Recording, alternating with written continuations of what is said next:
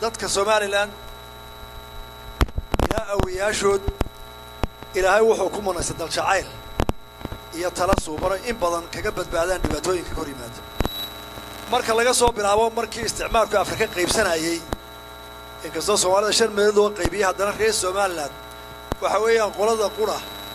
ee iyagoon jaamacada ka bixin oo aan iskuul gelin oo aan xeerarkan caalamiga aqoon 150 sano ka hor 120 sano ku dhawaad dawladda Ingiriiska ku yiri aanu wax kala saxanahay soo gelin ee waliba ku yiri aynu badda wax ku kala saxanay bariga noogu iman ee waliba ku yiri markab dushi baynu wax ku kala saxanaynaa waraaqdu way baaba'aysaa Britain loo isla ma naqaanee saantayada noogu saxee taasaan 100 sano dhawaanay kuwan ku sare waxa ilaahay maadiya maanta saantii la hayo bariga la saxay dadka aqoonta ilaahay maskaxdooda siiyay ayaa horta aynu ka soo jeedaa Somaliland oo dhammi min sayra ila qow Somaliland marka loo eego halgan Soomaaliya marka la eego Soomaaliba halgankeeda oo xumaandiida oo isticmaardiida wuxuu ka bilaabaa Somaliland taariikhda dib u raac Somaliland formula saanood ilaa iyo sayra hadda taariikhda dib u tahay hadday noqoto halganka soo bilaabma Somaliland buu ka bilaabaa waxbarashada Somaliland ayaa Soomaaliya ku fiday shanta Soomaaliyeed dad isxilqaama oo tacliin u hawl gala oo kaligood istira waxa ka bilaabatay Somaliland waxa koow ka ahaa Maxamed Axmed Cali iyo Gandhi iyo Yuusuf Xaaji Aadan iyo Maxamed Shirgaab raggaasi waxay galeen halgan Ilaahay uu og yahay oo ka xabad ka koob iyaga jeebkooda ka bilaabay inay arday wax baraan kuwa anagana waxna sii baray kuwa dawladda dhaliyay kuwa maanta halkan ay nimaado oo ay 300 ku dhawaad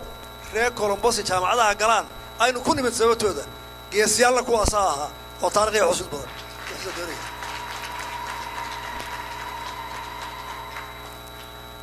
Soomaali markay isu timaado shanta Soomaaliyeed wax saraakiil ciidan tababara oo academy ka soo baxa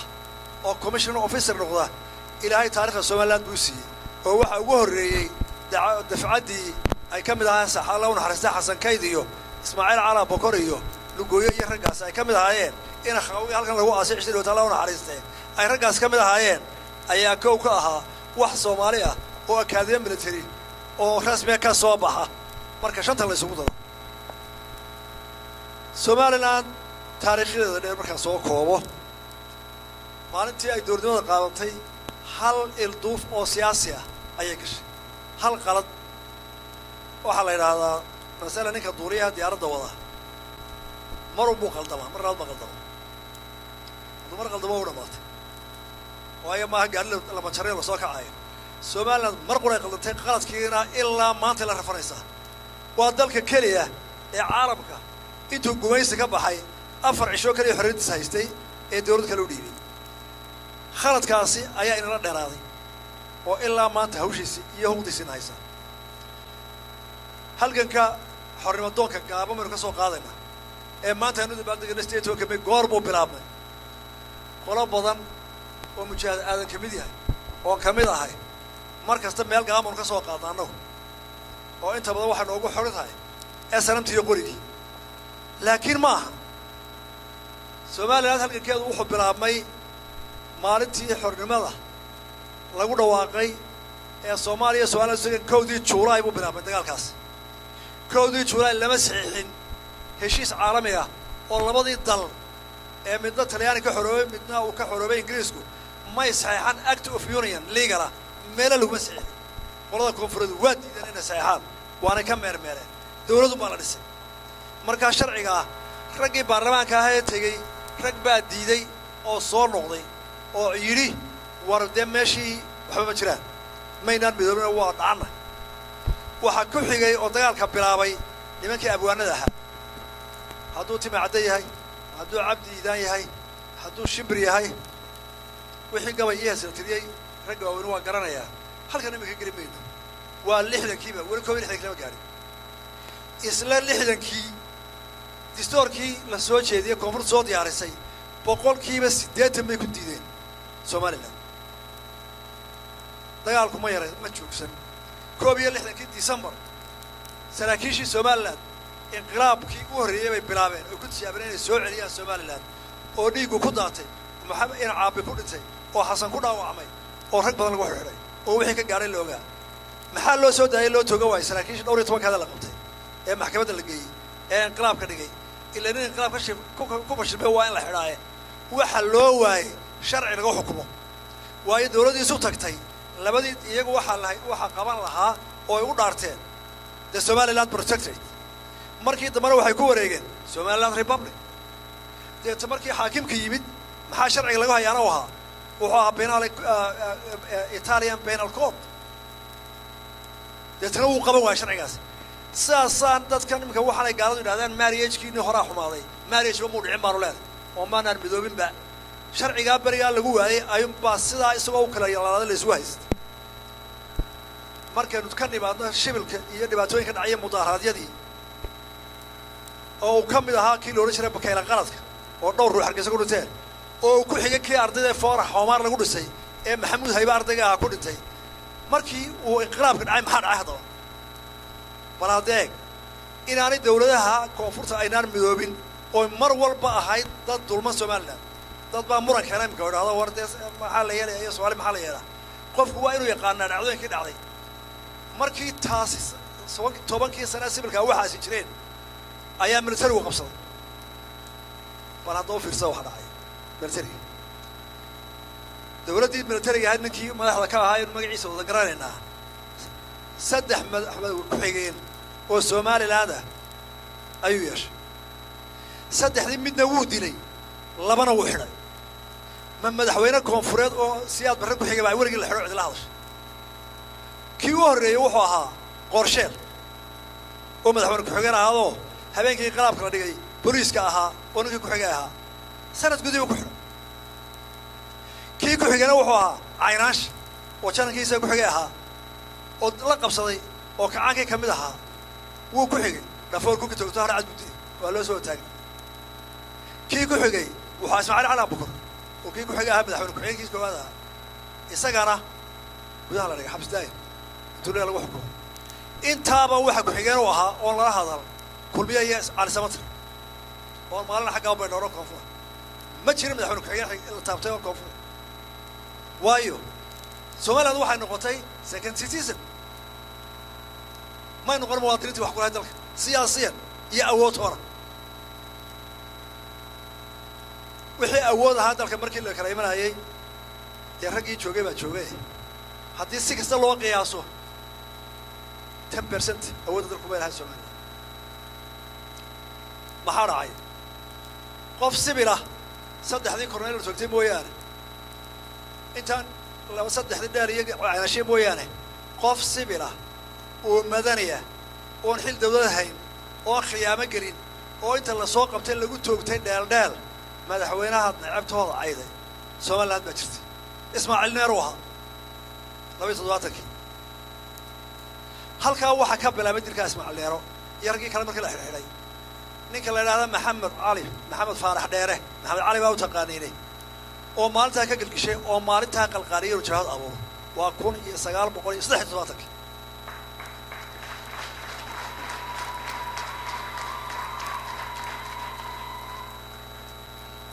waxay shamac caawada shideen raggii 60kii waxoogaa oo telefoonada markaa aan ku jirin oo siyaasiyiin ragga qoonyahana oo dibadda jooga iyo raggii saraakiisha ciidamada ahaa oo hormood ka ahaa loo naxariistay 60 iyo rag badan la daa halkaas wax laga aasaasay maxaa dhacay markaa waxa dhacay dhalinyaradii ufo ee tii dhakhtarka la hagaajiyo intii lagu wada xukumay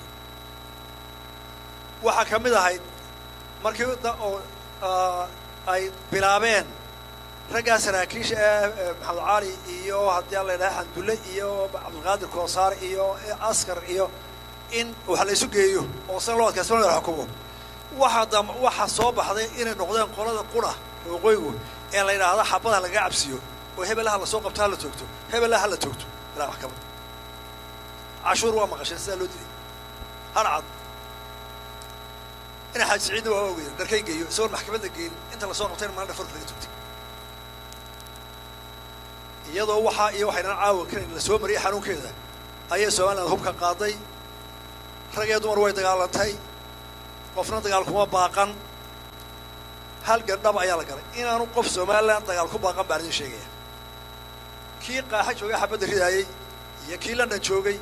يكي سعودي شوقي يكي حمر شوقي يكي هرقيسة شوقي يكي حوار راعي ويري قبل الله سنا بعدين شيء سومالا واحد نقول إنسان ولا حلقة كشيء كوبي تونسر نضود عادوا كل واحد قالته كل واحد جرتي وحول بلا سمية إسخلاف ويدي مختلفة أنت صوشرو عالمي على قبتي مد والبا وحد عيسيات برهيرا كالايا مد والبا رجل لو يري دولة كل شيء أمام الكلام شو جينا ما تشيرين إلى أنا بتلا هي أو سوالا نبرك توجنا هي نور بوحد أطلع ذي واحد على أسنا ما تشيرتو قبل أما ويل قرقيسل وقف سوق للإيرانية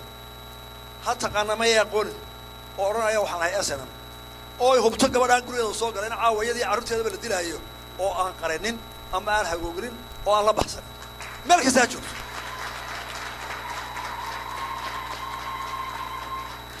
waayo min xamar ilaa iyo saylac ilaa iyo adsaabadar dhabar joogniya frontka may dhicin wari nin halgan ka wada gudaha dibadda ha joogo oo guri uu galay oo yiri waxaan hay ST oo aanu qofkii joogay raashin iyo nabadgelyo siinin oo isaga loo xidhin oo aanu bareerin dabka ma jirin magaalo kasta joogtay oo xitaa ma oran jirin kuma tahay xageed ka timid soo oran jirin wuxuu shibata lagu soo gaaray qaraniskii baynu soo galnay dhibaato waxaynu noqonnay qolada qura ee dhibaatooyinka keligood ka dabaashay ee aan cidina gacan ka siin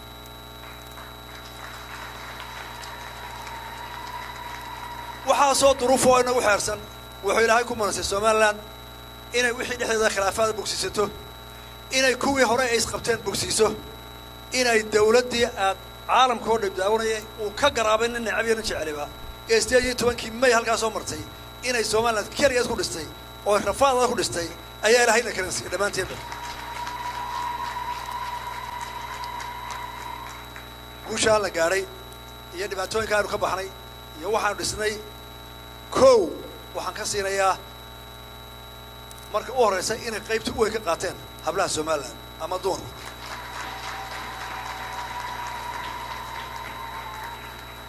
igamaha beer raxawsi igamaha ammaan aadan baa iga markhaati ah isagaa jabhaddii ahaa waliba raggii dabxigeenka ahaa aynu soo marin jirnay dagaal kasta marka la galaayo cidda dhaawac ayaga haysa ciidda raashinka iyaga halkaan joogana u keenta ee saddex habeen seexan inay dubaan jibaadhiga waa laga yaabaa qaari ay joogaan marka haweenka caynka ahaa kolka dibadda joogaan kuwa ninkooda markuu dabada meermariya dahabkooda iibiya kuwa yidhaahda ka qaadhaanka didaha ii soo gelin kuwa hooyadooda iyo carruurtooda halkaa ku soo gaadha kuwa dhaawac ayaga intay muqmadda baaladhaya ama laanqayrta ama gaashaama ku sameeyaan noogu keeni yari dhaba ama addisaba dabadeeda dhaawacaya ku dabanayay hablahay ahaayeen ragguma lidan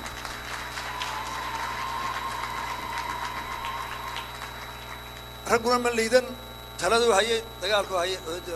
ciidu ku dheerayn maayo taariikhda laakiin waxaan doonayaa dhalinyarada halka joogta dibadda hadday aragteen taallooyin waaweyn oo loo dhisay George Washington Kennedy Jefferson iyo rag lamida haddaad taariikhda daawataan arkaan inaa leedihiin awowyaal iyo aabbayaal kuwa ka taariikh weyn oo waxay sameeyeen wax ka weyn sameeyey oo u baahan in la idin baro idina aabarataan oo ku faantaan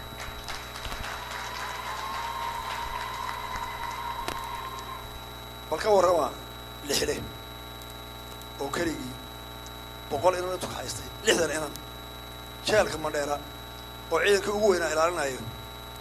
27 keligii u bareeray oo ku niro maxaabiis ka sii daayay miyaan mucjiso ahayn Washington muu samayn Montgomery muu samayn balka warrama Ibrahim Koodbuur oo ciidankii kala bisan oo korneyl ah oo Cabdullaahi askar la xiray oo la doonayay aroorta la toogto oo 15 inanka haystay oo ciidankii ugu xoog weynaa afweyne 3 isagoo xiran miiska saraakiisha ka dhex qaatay oo kala dhex baxay oo kala nabad galay waa ay jananka sameeyay وأيوه جبهة أفريقيا أما تكرمه إلى كون تاريخ ودكتور oo iyagoo dagaalamaya oo cadow isaya oo cid fadhiya oo aan xafiis lahayn shan goor madaxoodu bedelay oo isu hanayay oo wada dagaal galay oo israacay taariikhda ay aaleen san mahayn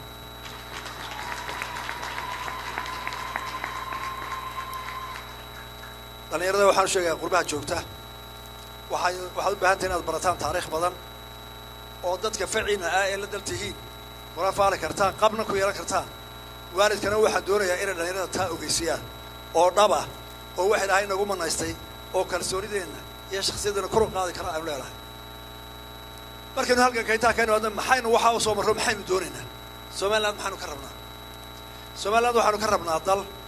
nabdoon sharcigu hogaamiyo dadkiisu isqadariyo qofka ixtiraama iskaashada dalkooda jeclaada horumarintiisa ka fakira oo gacmaha isqabsada waxaanu ka dagaalamaynaa Soomaaliland qolo ah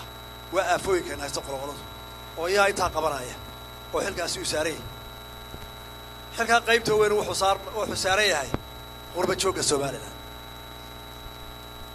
walaalayaal xilkaasi idinku inta badan fuulaya sababtoo idin fuulayaana waa laba marka hore dadkiina waxa u tiina qoon waliba wuxuu fuulayaa da'yarta jaamacadaha ku jirta ee imka wax baranaya dadka uu sugayo ee la rabay in dhibta ka saaraan oo ay soo gurmadaan waa qurba jooga dibadda jooga ee aqoonta leh inay aqoontooda dalka ugu shaqeeyaan oo dhibaatooyinka ka dirsaan oo si looga bixraa ay keenaan laba waaya arag dawlad baa la bidaya dhibaatooyinka dalka ka jira waxa weeye dadku inta badan ma fahamsana dawladnimadu maxay tahay dawladda maxaa laga doonayaa dadka badan ee inaga imka codeeya ee dawladda dhisaya ee wax dooranaya wax soo saaraya ninkan uu dooranayo muxuu ka rabaa inta badan ma oga hadduu badan waxay ugu xidhan tahay waa inaan keenni waa inaga marka innagaas sharci khayr wuxuu soo la garan maayo ee xaaladdu waxa ku egtay inaga waxaanu baahnaa dawladda yaqaano markaa oo garanaya ninka la dooranayo hawshu qabanayo kuna daba joogaya wixiina fahamsan waxaanu ku ballamaynaa inagoo Soomaaliland gacmaha isqabsanna danteena qabsanna midowna dhibaatooyinka ay haysta ay ugu culisayeen qabyaaladda qaadka iyo tahriibkuna saynu kaga dabaalan lahayn isaga soo gurmano ka wada tashana mar labaad aad iyo aad baa mahadsantihiin wassalaamu calaykum waraxmatullaahi wabarakaatuh